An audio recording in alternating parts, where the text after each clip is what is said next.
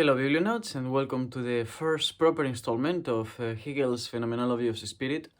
I will but I will leave the ISBN and all the information about this book if you want to follow with me. I think this is the most academic, I think is the most accessible Hegel Phenomenology of the Spirit, is the one they use in my university. And there was the one I always come across in secondhand bookstores. I wonder why do I see them, especially in secondhand bookstores. I guess that many students don't want the book once they are done with the modules. So yeah, any information about the book itself and how to find it in order to be able to follow page by page, or in this case paragraph by paragraph, because the paragraphs are all numbered throughout the book, and I will be referring to paragraph number rather than page number. Yeah, that basically, so that you can follow with me. Now I'm just gonna go through. Today is the prologue or the prelude. I'm not gonna read the foreword or anything else. I'm just jumping directly into the preface, not prologue, not prelude. I have basically made some annotations on the side. I also have some annotations on the computer from previous lectures and from reading this time. So what I will do is basically just see the ones that I have highlighted.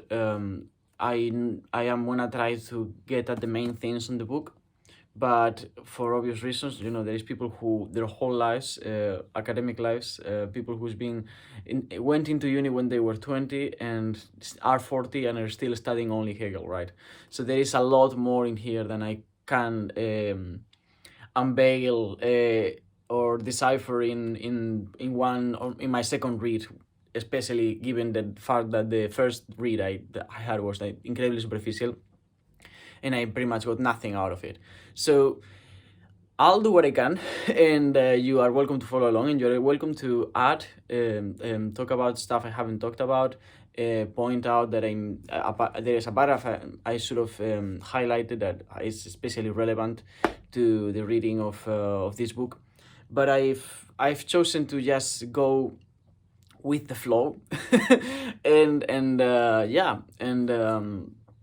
and pick those things that seem more relevant to me in order to understand the overarching project of this book, which is acquiring absolute knowledge, right? Absolute knowing.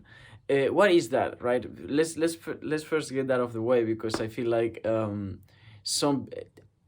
of the reasons why Hegel comes across as a mystic is because that, and also the use of the word spirit, are very easily seen as mystic terms.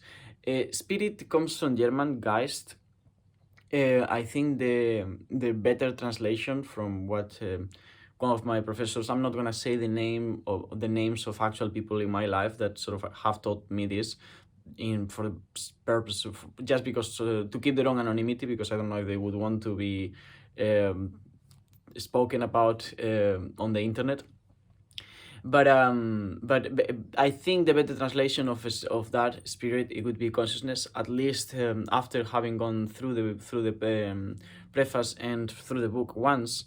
That my whenever I hear the word spirit, I can't think about Hegel without seeing him as a mystic. And if I see him as a mystic, then I'm reading him for his esoteric interest rather than for the ideas and the potential frameworks that he might be putting forward in a more sort of philosophical, logical sense. So the realization or the arrival at that full knowing is not knowledge of all facts. It's also not a godlike knowledge, right? It's the understanding of knowing itself. I have a note here that I highlighted that says there is a connection between what there is to know, and what is knowable. The world is knowable; it is intelligible. If we learn if we learn what knowing is, then we can know the world. So the point of this book is to arrive at the end and understand what knowing is. So it's not epistemology, because epistemology is different. This is a means to an end, and the way he frames this is like a ladder, right? You want to climb from sort of like sense certainty, the immediate knowledge, into the network of rationale that is all over. I've made a video already about this, so you can refer back to that video. And if you feel like I'm saying referring to terms or anything like that that don't make sense, I think the why read Hegel is a good introduction to the introduction of this. But yeah, basically, term by term, point by point, you arrive at that understanding of what knowing is. You can already, if you've seen more of my previous videos from me, I am very critical of not only philosophy but pretty much everything. Understanding this is hard enough, which means that I'm not gonna be ranting out throughout the book about Hegel. I did a little bit of that on the Why Read Hegel, and I will do some of that on my concluding thoughts once I finish the book. But you can expect me to simply try to understand and grapple with what's on the page on Hegel's terms, or on philosophy's terms, because Hegel is no longer just him, but all the philosophical tradition that came afterwards. And in his opinion, his historical context was also quite relevant, which is the same historical context or similar to the one of War and Peace, which is a book I'm reading now as well.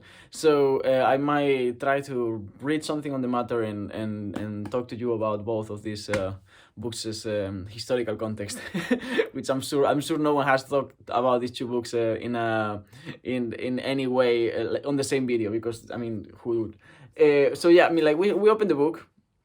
And as I said, we want to arrive at knowing what knowing is. That's what philosophy is about. Philosophy is all about what truth is. The philosophical truth is the truth in itself, and through that truth, then you can derive all the other truths about the world. But if you don't know what knowing is, then you cannot know. That's kind of like the premise that you might agree or not agree with. Tell me, but.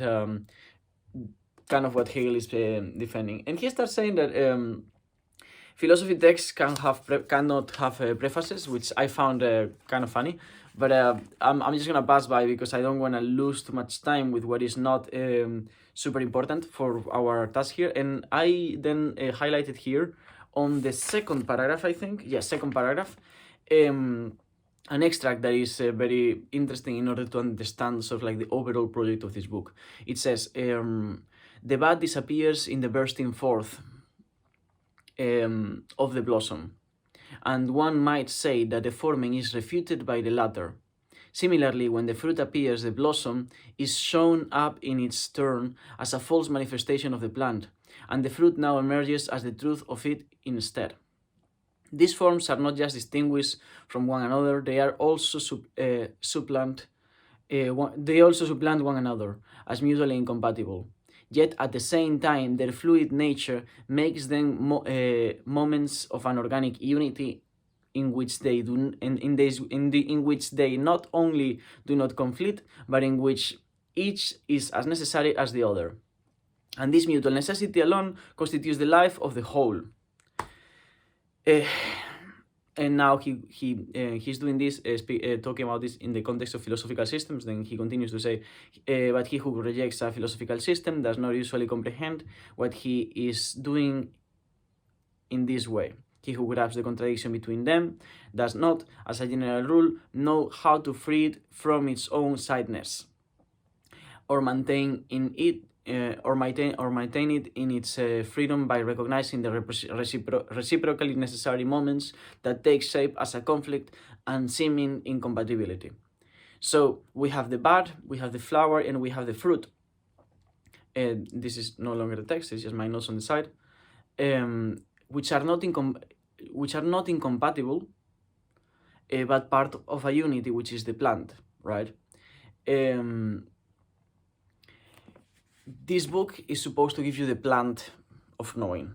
The book as a whole is supposed to give you the plant of knowing. The system goes through bud, flower and fruit so that you can understand the plant. And that's kind of like the project. I also wrote here about the paragraph 2. The individuals are not incompatible, they are a part of a unity. Hegel dies and another philosophy comes in, and when he dies another philosopher comes in, and so on and so forth. Philosophy basically develops what in an Aristotelian sense we could say teleologically, meaning towards a telos, which is to see like a goal. To organize the different philosophies and to get at the truth of philosophy, which is the truth of what truth is. So that's the project of this book, is to get at that, to get to see the plant so that we all know in which direction to aim for. I'll just keep cruising through the book, searching for other. Yeah, see here. So, see, philosophical truth is systematic exposition. This is the premise. Paragraph number 5 talks a little bit about philosophical truth and why philosophical truth requires systematic exposition. And it says the true shape in which truth exists can only be scientific system or of such a scientific system of such truths. The reason why a lot of this preface is basically defending systematism, which is, as you've heard me many times criticize systematic philosophy, but the reason why it defends it, the reason why logic is the spine of philosophy, it's because it's because of the same reason why he wants to get out of sense certainty into this absolute knowing. Because my individual truths are individual to me. They cannot be communicated to you. They are exclusive, privileged. And as much as the history of philosophy might give you a different impression, the goal of philosophy, the promise of philosophy, is to find a framework that is accessible to anyone with consciousness.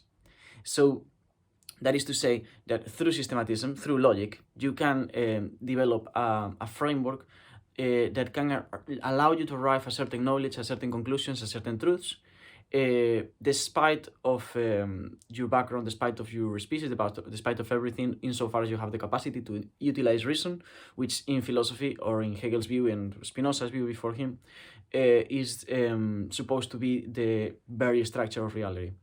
How you do that? I mean, like, if you know basic logic, you have a set of premises that follow to an inevitable conclusion. Let's say not all birds fly, but all animals that fly are birds. There is an animal flying, therefore it's a bird, right?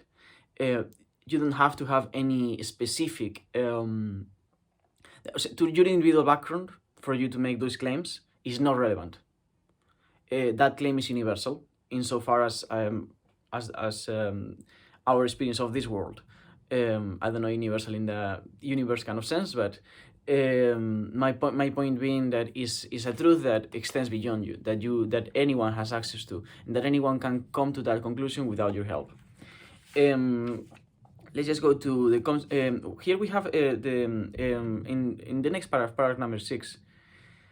He uses the word notion, and that's another word that I've heard it translated as concept rather than notion, and I do agree that concept is a better translation than notion.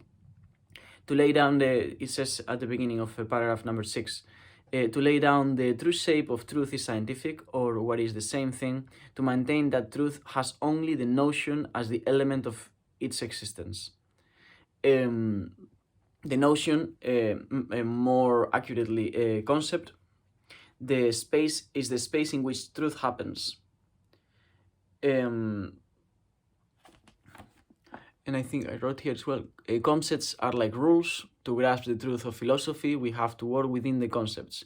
Example, when you represent an object, you represent it as something. So as much as our grasping of the world is empirical, in the moment we experience anything, we already conceptualize it. Therefore, any thoughts that you have about the world is in a conceptual sense. You have concepts of the world. And that's why we need to grasp those concepts in order um, to realize those concepts, in order to realize the representation, the input, the creative input that we are making to reality, and and grasp the truth of philosophy. So let's keep going. I'm trying to be very brief because I learned from my read along of the Dialectic of Enlightenment that this can get very long, and with Hegel I imagine that it's gonna be even longer if I just indulge on on rambling. So now we are in paragraph number 10, and what can we say about yeah? So in paragraph number 10 we have I underlined specifically the power of a spirit is only as great as its expression, its depth only as deep as it dares to spread out and lose itself in its exposition. Let's read the whole paragraph actually, so that you can see the context of this. It says, still less mass complacency, which abjures science, claim that such a rapturous hastiness is superior to science. This prophetic talk supposes that it is staying right in the center and in the depths, looks disdainfully at determinateness, horrors, and deliberately holds aloof from notion or concept and necessity, as a product of that reflection which is at home only in the finite. But just as there is an empty breadth, so too there is an empty depth. And just as there is an extension of substance that pours forth as an infinite multiplicity, without the force to hold the multiplicity together, so there is an intensity without content, one that holds itself as a sheer force without spread, and this is in no way distinguishable from superficiality. Now we arrive at the quote that I just mentioned: the power of spirit is only as great as its expression, its depth only as deep as it dares to spread out and lose itself in its exposition. And continues to say, moreover, when this non-conceptual substantial knowledge professes to have sunk in the idiosyncrasy of the self in essential being, and to philosophize in a true and holy manner, it hides the truth from itself by spurning measure and definition, instead of being devoted to God. It merely gives free rein both to the contingency of the content within it and to its own caprice. Such minds, when they give themselves up to the uncontrolled ferment of substance, again, substance here doesn't mean the same thing that means in Descartes, although, I mean, yes, it does, because he is criticizing precisely that. It's more, not so much in Descartes, but more like the divine. In a maybe a spinozistic way, imagine that by drawing a veil over the self-consciousness and surrendering understanding, they become the beloved God to whom he gives wisdom in sleep, and hence what they in fact receive and bring to birth is in their sleep is nothing but dreams. Let's see what I have here. So concepts, notions mediate your attitudes. That's what we were talking about before. And then I wrote here as well, the immediacy of truths can be of truths we feel, of the truths we can feel, is individual, idiosyncratic, and not provable. It requires faith, is unjustifiable and incommunicable. So that's the final goal of philosophy, is to find a truth that is universal. In the here I have another note. It says, immediate senses, truths are esoteric. Individual, incommunicable for a privileged view based on faith. Either you believe my experience or you don't. So very contrary to not popular belief, but definitely a lot of my critiques of philosophy in previous videos, you can see that what Hegel is basically saying here is that philosophy is the opposite of a religion or a cult. It's not exclusive, it's not hierarchical, it's not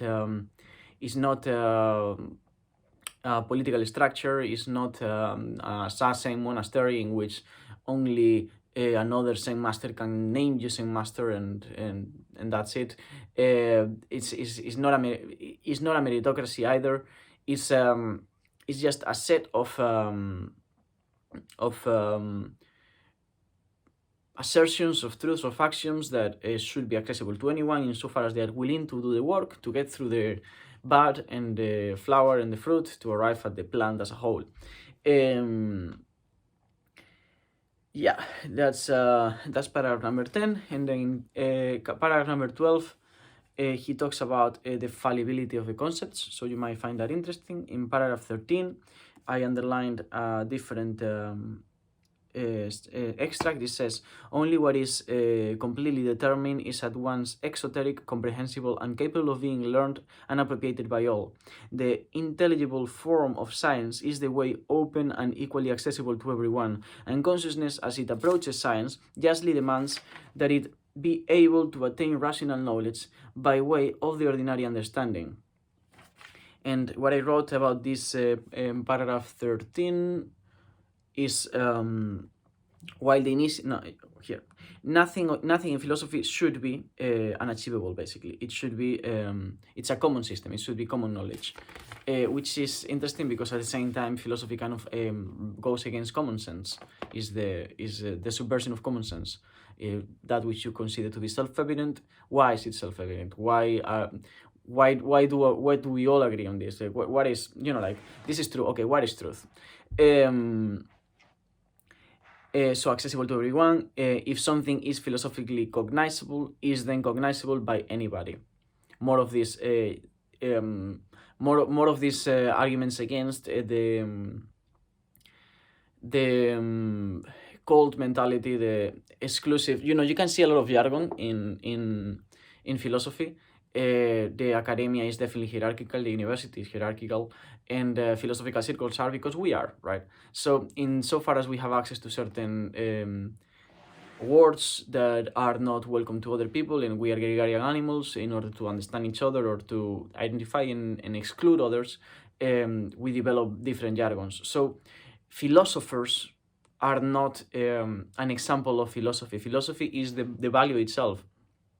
The fact that then philosophy, as in its history, develops jargons and is exclusive and creates hierarchies, and it's not cognizable by anybody because of that exclusivity, it's because of the wrongdoings of their members, not because of the ideas in the texts themselves.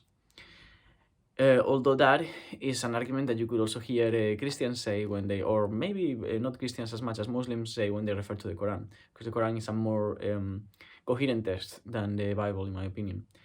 And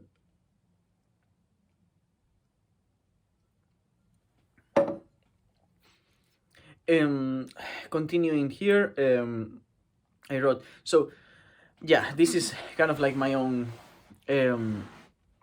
thoughts about the obscurity in philosophy, if it should be achievable by everyone, if it should be, as it says here, common knowledge, or at least accessible.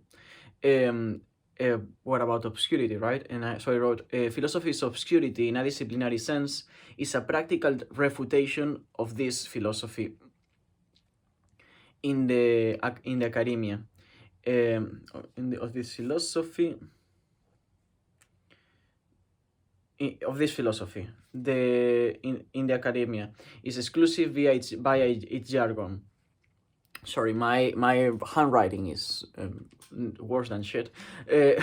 But the promise of philosophy is the universality of its concepts. That is, that the universality of its concepts can be experienced by anyone, anywhere, and the conventions are just conventions, are not philosophy itself, are the conventions that have developed throughout history. So more of what I was saying with different words, basically.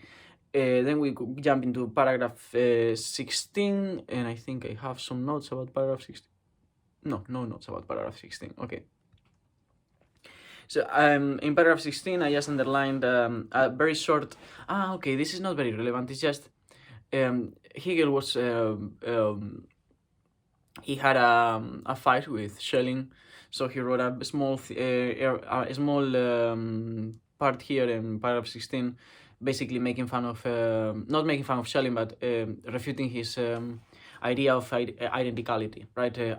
A equals A. So he says that no A equals A, there is nothing of the kind, there is, for there is all one, right? Which would almost seem like he's trying to argue for monism, which he isn't. But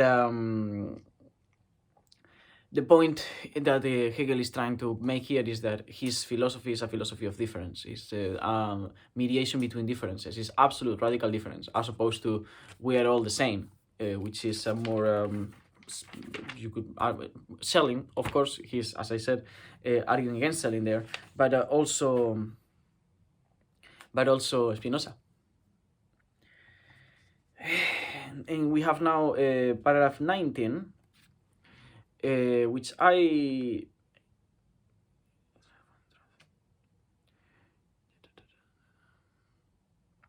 it's all about consciousness again, about the spirit and how it alienates itself from truth.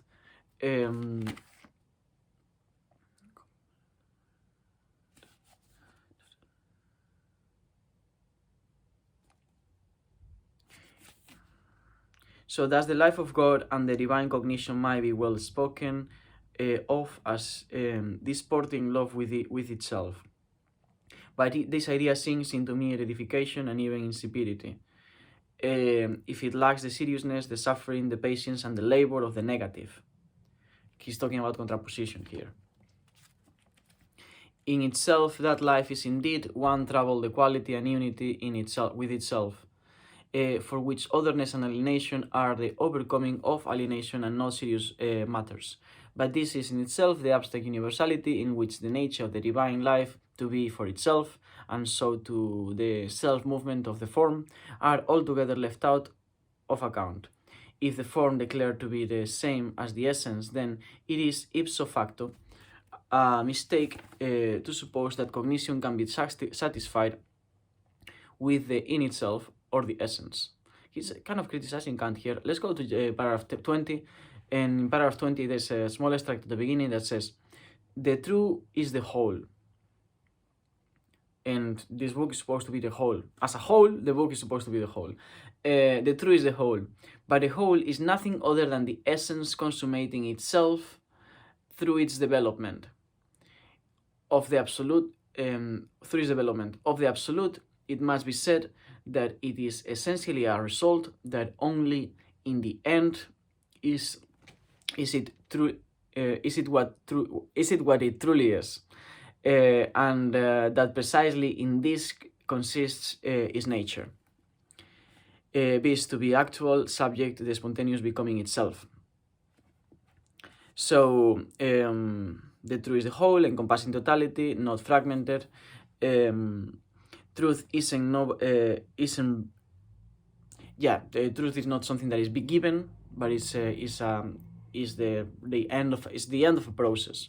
The process is in this case he wants to sell you that is the reading of this book, and only at the end do you really get the encompassing totality. So there's a sense of that is when he says as well, like the essence consummating itself through its development, consummating gives you that sense of completion. So he's again referring to this absolute knowing. You arrive at that completion through the development of that truth. It's obscure, but you can see that it's not mysticism. He's just telling you that his book is really good, and that when you get to the end, you will understand the overall overarching argument, which is supposed to explain the nature of knowing. Absolute. So the absolute, when he says the absolute, he refers to the nature of truth. Not facts, but knowing. What knowing is, as I mentioned before, the nature of truth that which we are capable of grasping. Of the truth that we are capable of grasping, not of all truth, not of some omniscient godly truth. And I think that in terms of highlighted paragraphs, that's here we have another one. 31. So we have 17. Paragraph 17, I think I skipped it, but it's all like it's an interesting paragraph to look at if you think that Hegel is an idealist. when he refers to truth as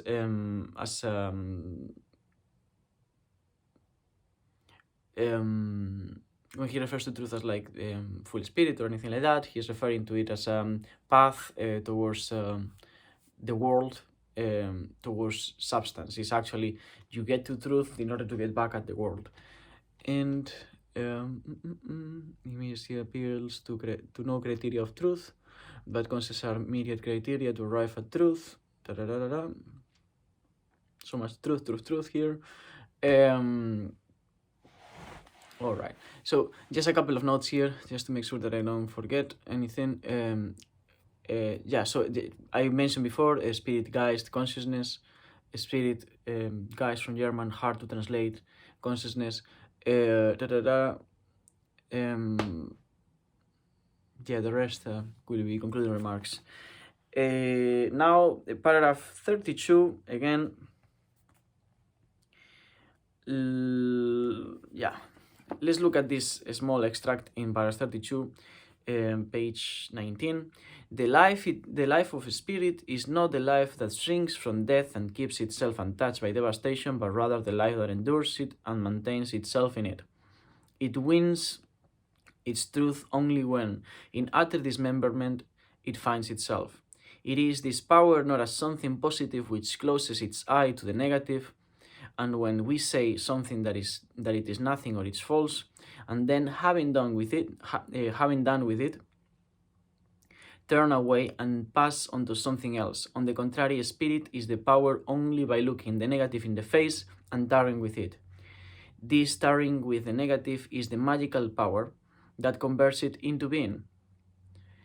This power is identical with what we earlier called the subject, which by giving determinateness and existence in its own element supersedes abstract immediacy, the immediacy which barely is and thus is authentic substance, that being or immediacy whose meditation is not outside of it, but which is meditation itself. Yeah, and some notes on the side, okay, just metaphorical. Consciousness lives through its mediation with opposites, extirpating itself from its internality.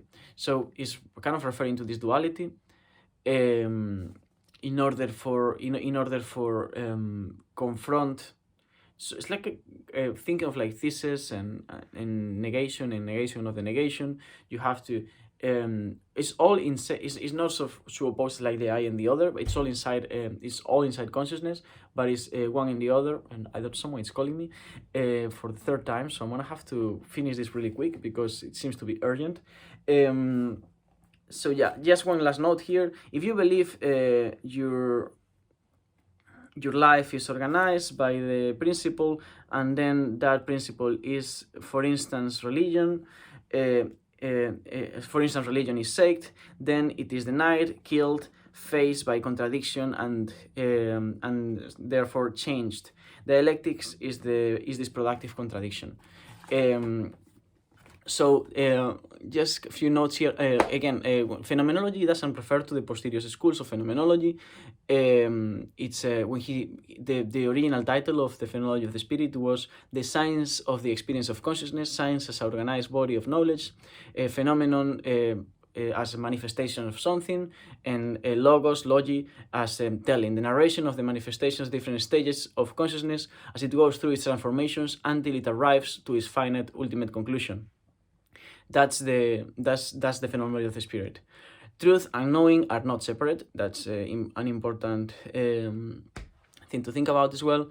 Then the negation, when he says negation, is determination. To understand what a dog is, we need to understand everything that is not dog. Negation is differentiation. This is also a very famous argument in aesthetics. And in order for you to understand the glass, you have to know everything that is not glass. And then the space that is left, the conceptual space that is left, is the space in which the glass can be filled. It's counterintuitive, but it's an interesting thought. After going through this process of negation and the negation of the negation, we arrive at the absolute knowledge, not God knowledge or knowledge of fact, but knowledge of what knowing is. So if truth is not a concept in the mind, but what we do in philosophizing, the content of philosophy is not given to philosophy. It is only arrived at after a series of dialogues. The science of philosophy is dialectical, which is to say that philosophy, in Hegel's view, is not given its object like other disciplines. It has to figure it out. And the object of biology is nature. The object of philosophy is something that it has to arrive to after a series of explorations of grapplings with different axioms, different truths that put in contradiction, and through a productive contradiction, which is dialectics, arrives to a different a negation of negations, and after a series of negations of negations of negations, which is to say logical reasoning basically, and multiple mediations, do we finally arrive at this understanding of what knowing is.